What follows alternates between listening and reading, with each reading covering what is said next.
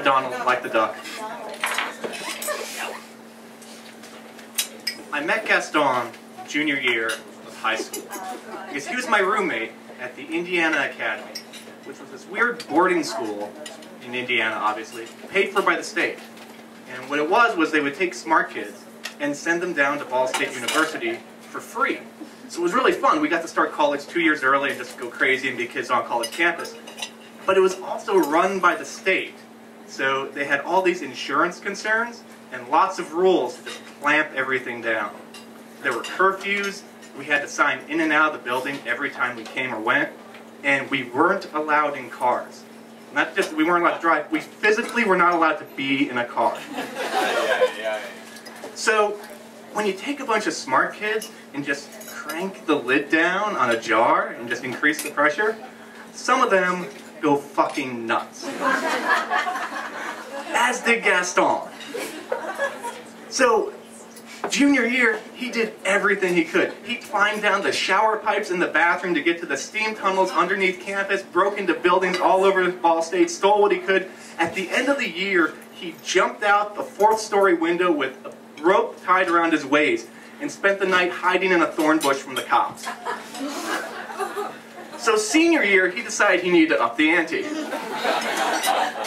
And his plan sort of came together second semester in the run-up to graduation. He decided to have a little bit of school pride. All our classes were held in one school building called Burris, and this was shared with all the professors' kids.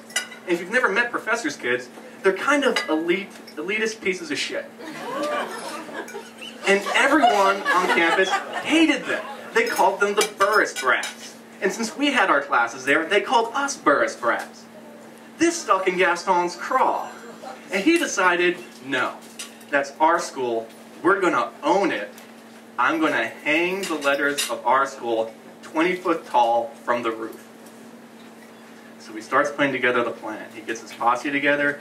They go all over campus, stealing the materials, and make 20 foot tall letters spelling out IASMH. And they sneak out, and they go, and they're getting onto the roof of Burris.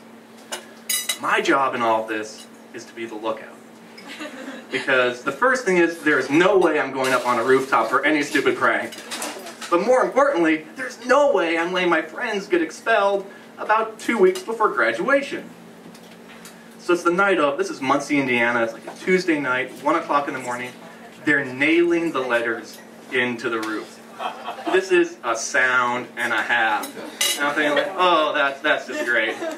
And then the first letter unrolls, the I comes down. And I'm just looking across, and wow, there's the school with the I, and the courtyard, and the cafeteria, and the cops. And the cops were a new addition. I didn't remember those being there before. It turns out there was some creeper bugging the girls on the first floor because high school girls, how do you not? And they called the cops on them.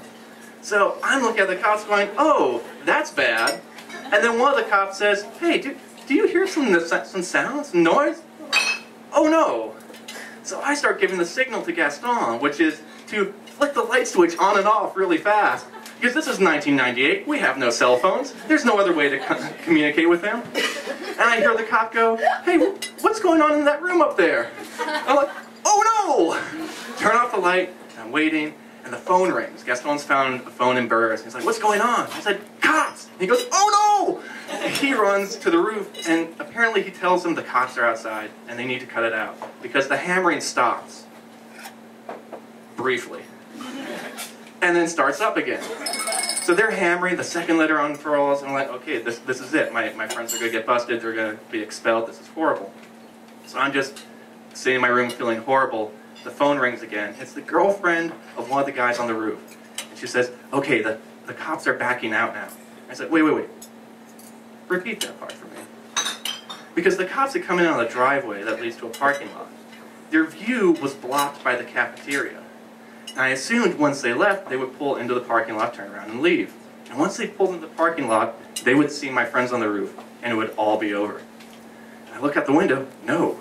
They're doing the curiously more difficult thing, backing out of the driveway into the street. I'm like, they're going to pull this off. The S unfurls, the M, the H, they did it. And the next few days, everyone from the academy is just staring, like, oh my God, look at that! And everyone from Burris is like, and everyone from the academy is watching, like, and we're like, oh man, they did it, they got away with it, this is great. Until prom. When the principal came up to Gaston. Because the nature of things like this is, it has to be kept a secret. Only the people who are involved can be allowed to know about it.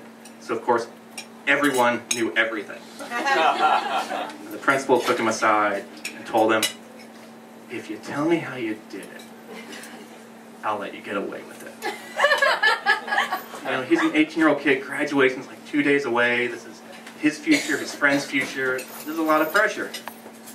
So he turns to the principal and he says, I have no idea what you're talking about, and dances away.